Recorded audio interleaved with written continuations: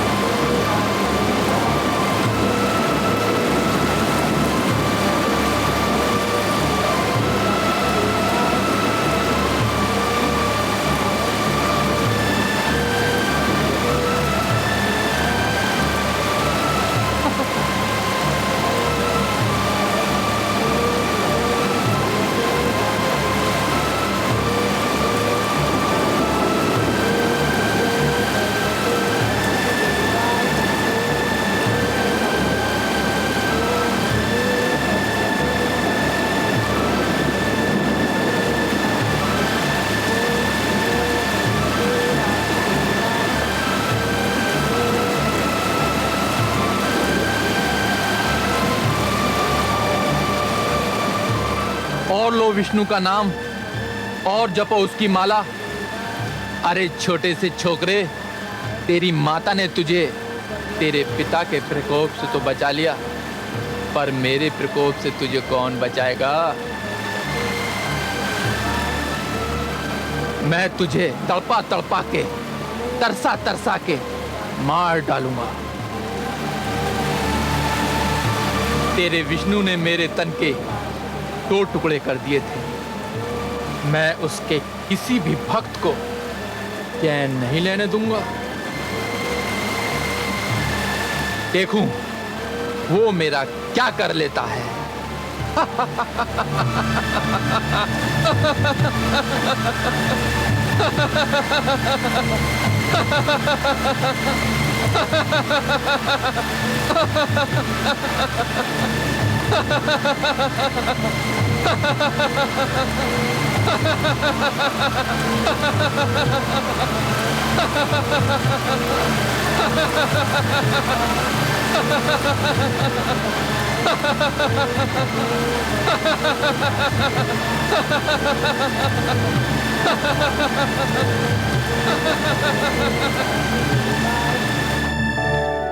देखा आपने कमल नयन, स्वरभानु आपकी शक्ति को ललकार रहा है।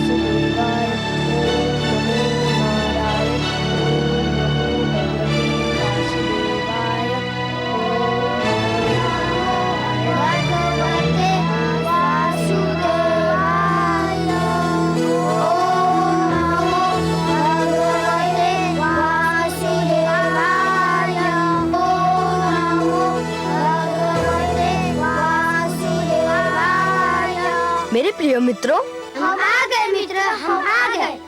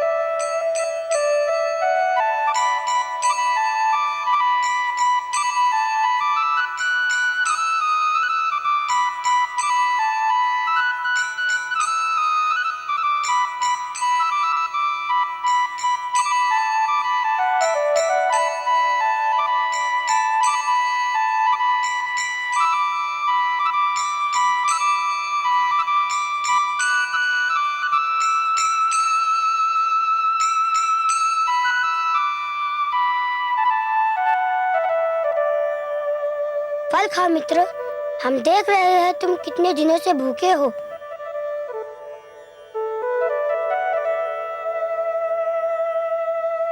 रुक क्यों गए? खाओ ना।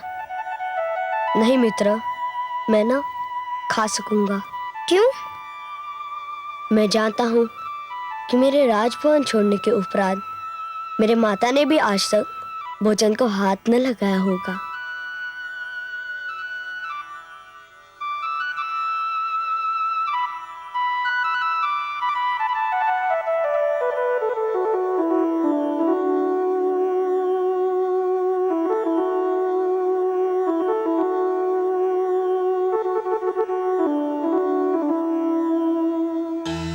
नारायण नारायण। देवर्षि, कहाँ है मेरा पुत्र? कैसा है वह? पुत्री, तुम्हारा पुत्र इस समय सत्य मार्ग पर है और सर्वथा वैसा ही है जैसा सत्य मार्ग का पथिक होता है। तुम उसकी चिंता मत करो। मैं तो केवल यह कहने आया हूं कि तुम अब भोजन कर लो। कैसे कर सकती हूँ मैं भोजन, जबकि मेरा पुत्र भूखा प्यासा होगा? कौन देगा उसे अन्न जल? वह तो उसे प्रकृति ने दे भी दिया है, पर तुम तो जानती ही हो पुत्री कि तुम्हारा पुत्र कैसा हठी है। वह उस समय तक अपने मुख में अन्न का एक दाना भी नहीं डालेगा जब तक उसकी मां भोजन नहीं कर लेती। यदि तुम चाहती हो कि वह भूखा न रहे तो जाओ, भोजन कर लो।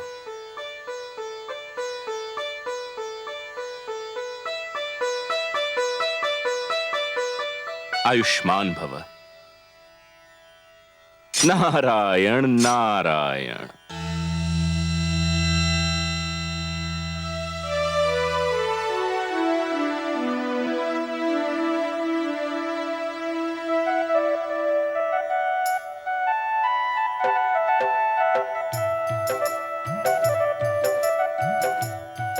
अरे अभी तो तुम कुछ भी खाने को तैयार नहीं थे, अभी बिना किसी के कहे खा रहे हो।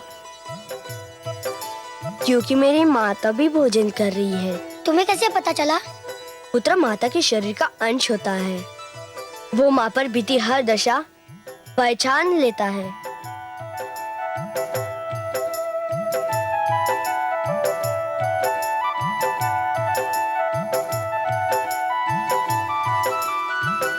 धन्यवाद मित्रों, तुमने आकर बहुत उपकार किया। अब हम तुम्हारे संग ही रहेंगे। फिर तुम्हारी शिक्षा का क्या होगा? नहीं चाहिए हमें वो शिक्षा जो वहाँ दी जाती है। परंतु ये भी सोचा है, तुम्हारे इस प्रकार गुरुकुल से चले आने के कारण हमारे गुरुजन शंडा और अमर का क्या होगा? हम क्या जाने, हमें इसकी चिंता भी नहीं है। नहीं मित्रों, यह तो कोरा स्वार्थ है। गुरु चाहे जैसा हो, गुरु है, आदर के योग्य है। गुरु तो पिता समान होता है, ईश्वर समान होता है। गुरु को शिष्य के कारण कष्ट झेलना पड़े तो ईश्वर शिष्य को कभी क्षमा नहीं करता। तुम लोगों के भागाने से महाराज हिरण्यकश्यपु अपना सारा क्रोध हमारे प्रिय गुरुजन पर उतारेंगे, और उसके लिए ना मैं तुमको क्षमा करूंगा ना अपने आप को। हम तुम्हारे पास इसलिए आए हैं कि तुम्हें कष्ट ना हो, तुम स्वयं को अकेला ना समझो। तुम्हारे आने से मुझे ज्ञात हो गया कि अब मैं अकेला नहीं हूँ। पर यदि तुम गुरुकुल ना लौटे तो मुझे बहुत दुख होगा। यदि मुझे सुख देना चाहते हो तो जाओ, गुरुकुल लौट जाओ। मैं तुमसे वहीं आकर मिलूंगा।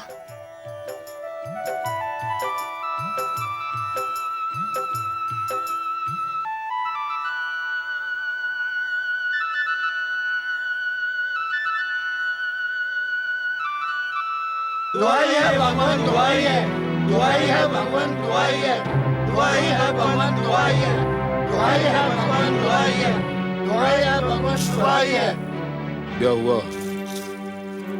क्या हमारी प्रिय प्रजा को किसी ने सताने का साहस किया है या किसी दुष्ट ने उसे कष्ट पहुंचाया है?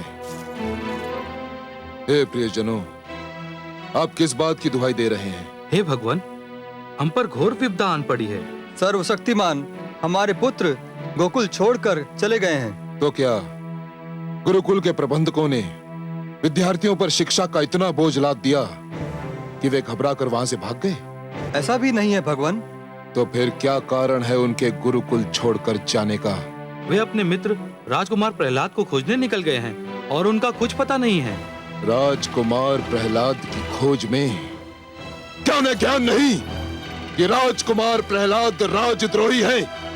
क्या उन्हें ज्ञान नहीं कि जो भी इसका साथ देगा वो मेरी दृष्टि में अपराधी है? तब तो उन्हें इस अपराध का दंड अवश्य मिलेगा। दंड साधारण भूल के लिए दिया जाता है भगवान। इन बालकों ने जो किया है वो भूल नहीं है, अपराध नहीं है, खुला विद्रोह है। उन्होंने असुर गुरुकुल के समस्त शिक्षा के विधान को व्यर्थ और अर्थहीन घोषित कर दिया है। उन्होंने आपके प्रभुत्व और ईश्वर रत्न के आगे प्रश्न चिन्ह लगा दिया है। स्पष्ट वर्णन करो स्वर भानु। हे सर्वशक्तिमान, आज हर ओर यही चर्चा है। जो अपने पुत्र को नियंत्रण में ना ला सका, जो अपने ही पुत्र से स्वयं को ईश्वर न मनवा सका, वो कैसा ईश्वर है? उसे कौन ईश्वर मानेगा? यदि आपने इस समस्या का समाधान ना किया तो आपके विरोधियों और प्रहलाद के समर्थकों की संख्या दिन प्रतिदिन बढ़ती जाएगी। स्वर भानु, मैं इसीलिए उसका वध कर रहा था। तुम्ही ने मुझे रोक दिया। तुम्ही ने कहा था कि उसे छोड़ दिया जाए। तुम्ही ने बड़े घमंड से कहा था कि तुम मुझे समझ लोगे। अब क्या हुआ? मैं अपने अभियान में असफल हो गया भगवान। मैंने सोचा था कि वो मेरे द्वारा पहुंचाई जाने वाली विपदाओं को झेल नहीं पाएगा। मैं उसे भूख प्यास से तड़पा तड़पा कर मार दूंगा। किंतु ना जाने वो किस धातु का बना हुआ है। सारी विपदाएं झेल गया, किंतु उसने विष्णु का नाम लेना नहीं छोड़ा। मैं जानता था कि मेरे मूर्ख पुत्र के मन को जो विष्णु नाम का रोग लगा है, उसका उपचार उसकी मृत्यु के अतिरिक्त और कुछ भी नहीं है। उसके इस भयंकर रोग को केवल उसकी मृत्यु ही समाप्त कर सकती है, केवल उसकी मृत्यु। सेनापति अश्वमित्र, आज्ञा भगवान। जाओ और मेरे मूर्ख पुत्र को ढूंढकर उसे एक बार फिर मेरा आदेश दो कि वो मुझे ईश्वर मान ले मुझे ईश्वर। और यदि इस बार भी वो ना माने तो उसे रस्सियों से बांधकर किसी ऊंचे पर्वत के शिखर पर ले जाओ और उसे वहां से इतने बलपूर्वक नीचे फेंको कि उसकी हड्डियां चूर चूर हो जाएं। जाओ। आपकी आज्ञा का पालन होगा। किंतु हे सर्वशक्तिमान, मुझे कुछ पता नहीं कि राजकुमार प्रहलाद कहां होंगे, कहां मिलेंगे। मैं उन्हें ढूंढूं तो कहां ढूंढूं? मैं जानता हूं कि वो कहां है। सेनापति, मेरे साथ आओ, मैं तुम्हारा मार्गदर्शन करूंगा।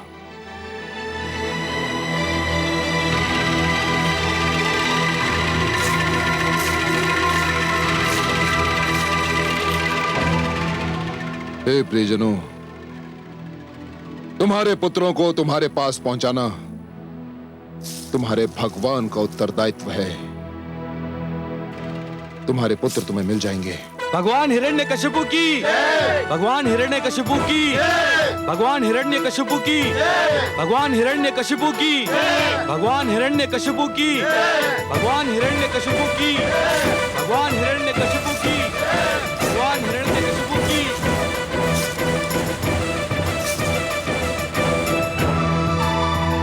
महारानी जी, महारानी जी, महारानी जी, बड़ा अनर्थ हो गया। क्या हुआ? राजकुमार प्रहलाद के लिए मृत्युदंड की घोषणा कर दी गई है। क्या? महारानी जी, भगवान हिरण्यकशिपु ने आदेश दिया है कि राजकुमार को बांधकर पर्वत की चोटी से नीचे फेंक दिया जाए।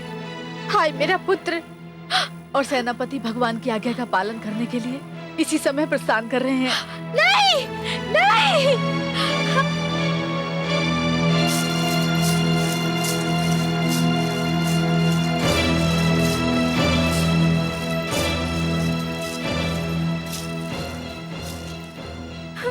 चलो सारथी। ठहर जाओ, तुम लोग मेरे पुत्र का वध नहीं कर सकते। हम विवश हैं महारानी, हमें अपने भगवान की आज्ञा का पालन करना ही होगा। आप हट जाइए। नहीं हटूंगी। तुम्हारा ये रथ मेरे शरीर को कुचल कर यहाँ से आगे बढ़ सकता है। हट जाइए, हट जाइए, हट जाइए। अश्वमित्र के मार्ग से हट जाइए महारानी। नहीं महाराज, मेरे पुत्र पर दया कीजिए, उसे क्षमा कर दीजिए। उसे आपने अपने राजमहल से तो निकाल ही दिया है, आप उसे अपनी दीनहीन दशा पर छोड़ दीजिए महाराज, उसे क्षमा कर दीजिए। नहीं, कदापि नहीं महारानी। उसे छोड़ना अपने ईश्वरत से हाथ धोना होगा। नहीं। आप हट जाएं। नहीं। महारानी को राजभवन ले जाओ। नहीं महाराज, मेरे पुत्र को क्षमा कर दीजिए। नहीं महाराज, क्षमा कर दीजिए उसे, क्षमा कर दीजिए। अश्वमित्र, आज्ञा का पालन हो। जो आज्ञा भगवान। चलो सारथी।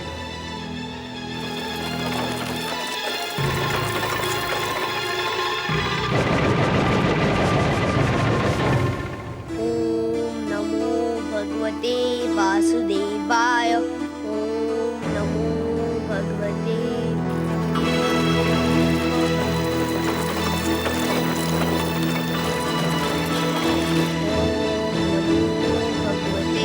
वासुदेवाय। ओम नमो भगवते वासुदेवाय। ओम नमो भगवते वासुदेवाय।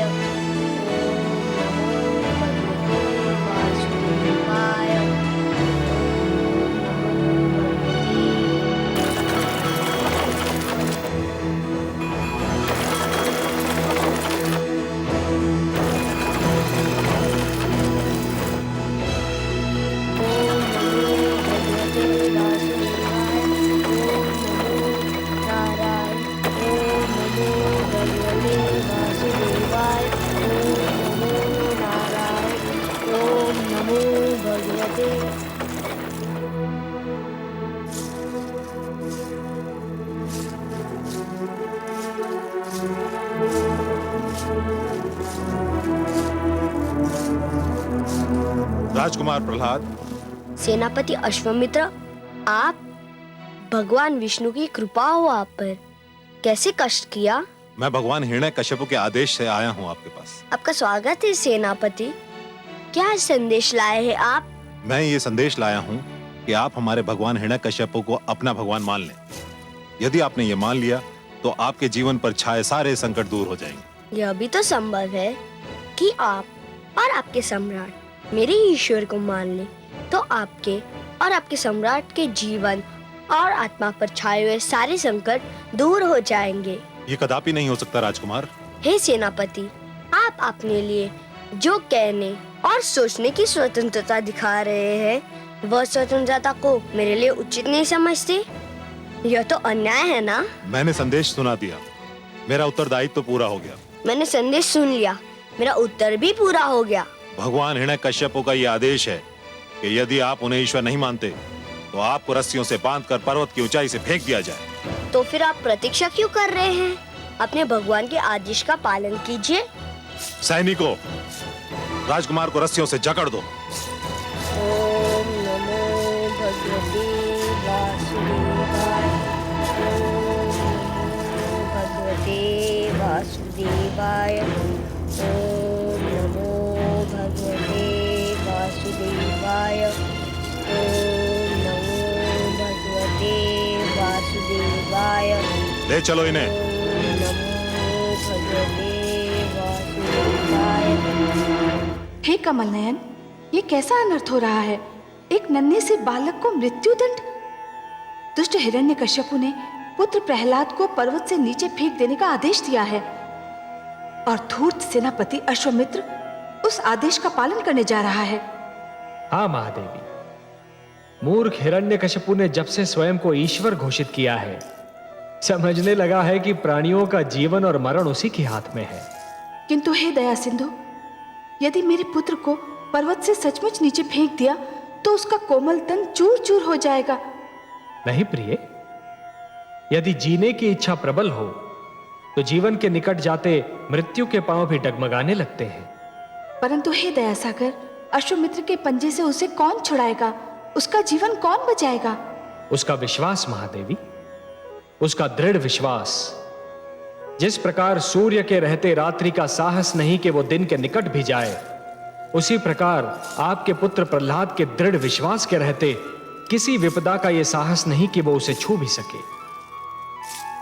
उसका यही दृढ़ विश्वास उसके जीवन की रक्षा करेगा।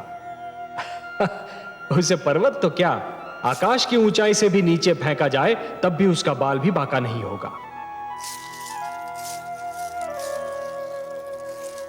यही आपके प्रश्न का उत्तर है महादेवी, और यही मेरा आपको वचन है।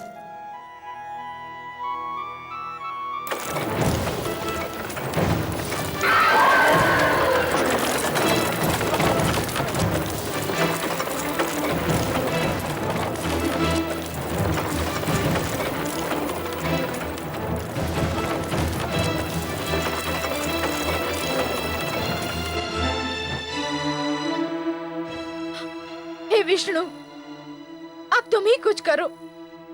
मेरा पुत्र तुम्हारे नाम पर न्योछावर हो रहा है। उसे तुम्हारा नाम लेने का दंड दिया जा रहा है। मैं क्या करूं? क्या करूं मैं?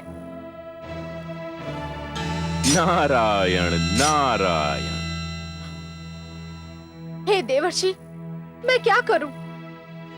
मेरे लक्ष्मीपति को पुकारो, उनसे सहायता मांगो। मैं कहां जाकर उन्हें पुकारूं? मेरे स्वामी ने तो उनके सारे मंदिर ध्वस्त कर दिए हैं। मैं कहां जाकर विष्णु से अपने पुत्र का जीवन बचाने की मांग करूं? पुत्री, मेरे लक्ष्मी नारायण को पुकारने के लिए किसी मंदिर में जाने की आवश्यकता नहीं है। वे तो सर्वव्यापक हैं, हर ओर रमते हैं, हर कण में बसते हैं। तुम्हारे पति ने यदि मूर्खतावश उनके मंदिर उजाड़ भी दिए हैं, तो भी एक मंदिर तो ऐसा है ही जिसे कोई नहीं उजाड़ सकता। कहां है वह मंदिर देवर्षि? तुम्हारे मन में पुत्री। मन का मंदिर तो मेरे नारायण का सबसे प्रिय बसेरा है। उन्हें यही मंदिर प्रिय है। निराश मत हो पुत्री, उन्हें अपने मन से पुकारो, वो तुम्हारी पुकार अवश्य सुन लेंगे। नारायण नारायण। हे लक्ष्मीपति, हे दया निधान, हे कृपा सागर, मेरे पुत्र अपने भक्त प्रहलाद की रक्षा करो। ओम नमो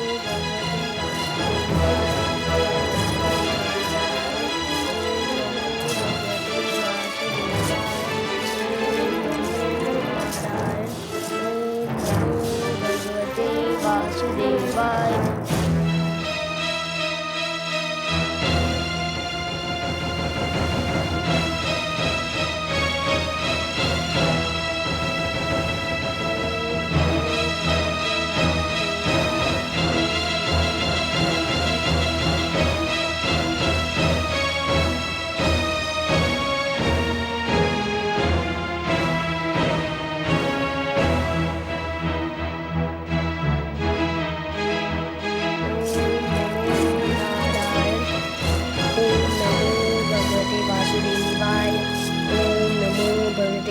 राजकुमार प्रहलाद, मैं आपसे अंतिम बार पूछता हूँ, आप हमारे भगवान हिरण्यकश्यप को अपना ईश्वर मानते हैं या नहीं? हे सेनापति अश्वमित्र, मैं तुम्हारे इस प्रश्न का उत्तर एक बार नहीं अनेकों बार दे चुका हूँ और फिर देता हूँ। नहीं, एक बार नहीं, सहस्र बार देता हूँ। नहीं नहीं नहीं। सैनिकों, ओम नमो भगवते नीचे फेंक दिया जाए इसे।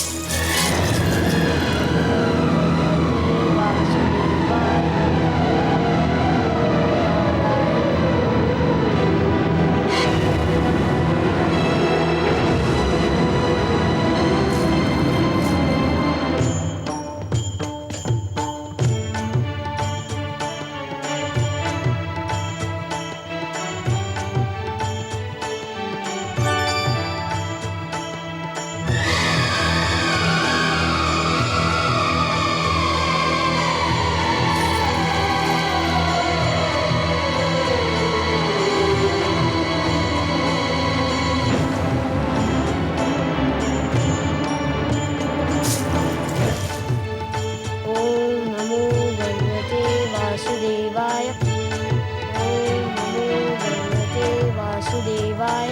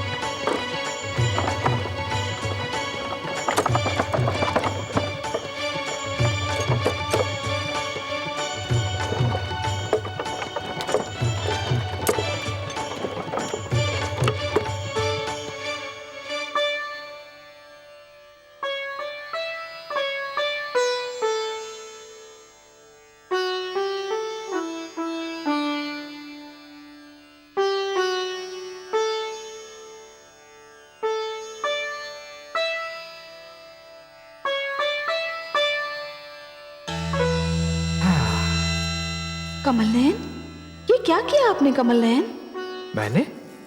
मैंने क्या किया देवी? आप ही की इच्छा थी कि आपके पुत्र प्रहलाद के प्राणों की रक्षा की जाए। मैंने सदा की भांति आपकी इच्छा का आदर किया, उसके प्राणों की रक्षा की। हाँ, मैं तो ये समझ रहा था कि इस दृश्य को देखकर आप प्रसन्न हो रही होंगी। वो मैंने देखा कमल नयन, उसके लिए मैं आपका आभार मानती हूँ, आपको कोटि कोटि धन्यवाद देती हूँ। परंतु हे कमल नयन, आपने मेरे पुत्र प्रहलाद को मृत्यु के एक द्वार से निकालकर दूसरे द्वार में छोड़ दिया है। महादेवी, आप नित्य कहती हैं कि मेरी बातों का रहस्य मेरे अतिरिक्त कोई नहीं जान सकता, पर आज मुझे यह कहने दीजिए कि आप जो कह रही हैं ना, उसका रहस्य मेरी भी समझ में नहीं आ रहा। आप कहना क्या चाह रही हैं, कृपया स्पष्ट तो कीजिए महादेवी। आपको पता है जिस बैलगाड़ी पर आपने पुत्र प्रहलाद को उतारा वो किस दिशा में जा रही थी? हर यात्रा की कोई ना कोई दिशा अवश्य होती है महादेवी, पर हाँ, मैंने उस गाड़ीवान से यह नहीं पूछा कि वो कहां जा रहा था। मेरा विचार था कि वो उचित भी नहीं था। पर महादेवी, इसके लिए तो हम आपसे क्षमा चाहते हैं। आपको पता है वो कहां गया? जानती हूँ कमल नयन, इसीलिए तो मुझे घबराहट हो रही है। क्यों? वो गाड़ीवान एक किसान था और हिरण्यकश्यपु के अन्न भंडार के लिए अनाज ले जा रहा था। अच्छा? हाँ कमल नयन, और यही सोच सोच के मैं घबरा रही हूँ कि अनाज के साथ साथ पुत्र प्रहलाद भी हिरण्यकश्यपु के भंडार पहुंच जाएगा और मेरे पुत्र को जीवित पाकर दुष्ट हिरण्यकश्यपु क्रोधित हो जाएगा। हाँ, है तो ये बड़ी चिंता की बात महादेवी।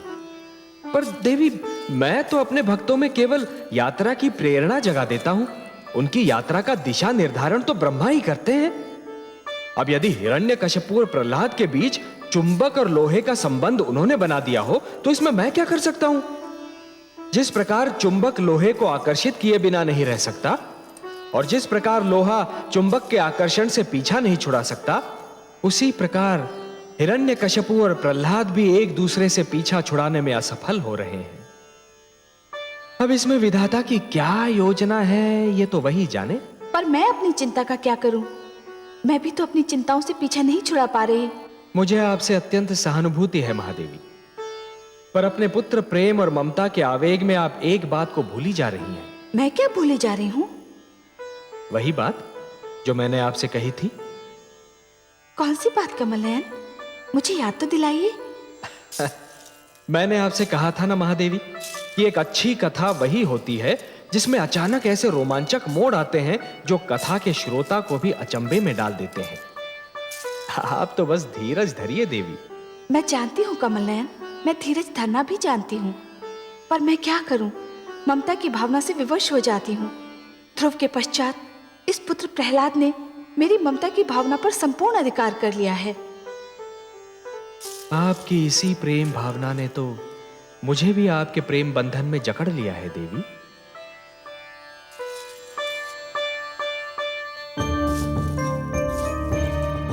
अश्वमित्र कहां रह गया? अभी तक नहीं आया। कहीं ऐसा तो नहीं कि प्रहलाद के बदले स्वयं उसी को मृत्यु आ गई हो? नहीं। क्या वो भूल गया कि मैंने उसे आदेश दिया था कि प्रहलाद की मृत्यु का समाचार शीघ्र अतिशीघ्र मुझे सुनाए?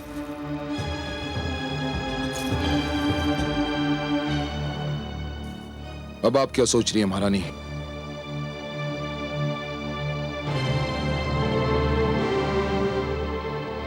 मैं ये सोच रही थी, क्या इतिहास ने आपसे पहले कोई ऐसा पिता देखा होगा जो अपने ही पुत्र की मृत्यु का समाचार सुनने के लिए इतना व्याकुल है? पुत्र कहाँ था वो मेरा? बैरी था, शत्रु था वो मेरा। था से क्या अर्थ है आपका स्वामी? था क्यों कह रहे हैं आप? था इसलिए कह रहा हूं महारानी कि मुझे पूर्ण विश्वास है कि वो अब तक मृत्यु को प्राप्त हो चुका होगा। नहीं, नहीं, नहीं।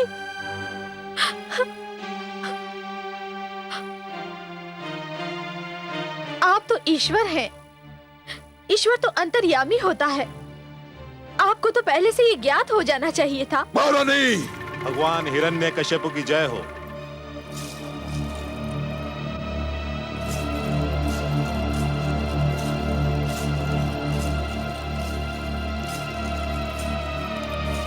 क्या हुआ सेनापति अश्वमित्र?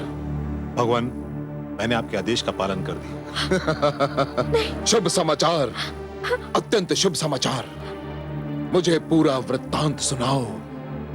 राजकुमार प्रहलाद ने इस बार भी आपको ईश्वर मानने का विरोध किया। फिर तुमने क्या किया? मेरे आदेश पर सैनिकों ने उसे रस्सियों से जकड़ दिया। फिर उसे एक ऊंचे पर्वत की चोटी पर ले गए भगवान। फिर उन्हें उस ऊंचे पर्वत की चोटी से फेंक दिया गया भगवान। सुंदर, अति सुंदर। तो अंततः वो दुष्ट मृत्यु को प्राप्त हुआ? हमारा यही विचार है भगवान। विचार है? अर्थात तुमने उसका मृतक शरीर अपनी आंखों से नहीं देखा? नहीं भगवान। क्यों? जहां से राजकुमार प्रहलाद को हमने फेंका था, वहां से पृथ्वी इतनी दूर थी कि कुछ समय तक तो हमें दिखाई देते रहे, किंतु फिर एक बिंदु के समान दृष्टि से ओझल हो गए। भगवान, हमें विश्वास है कि पृथ्वी तक पहुंचते पहुंचते उनका शरीर चूर चूर हो चुका होगा। हत्यारों! तुम सब हत्यारे हो। तुम सब ने मिलकर मेरे पुत्र की हत्या की है। हत्या की है मेरे पुत्र की। महारानी, आप अपने कक्ष में जाइए। तुम सब ने मेरे पुत्र की हत्या की है। महारानी, आप अपने कक्ष में जाइए। हत्यारे हो तुम। जाइए।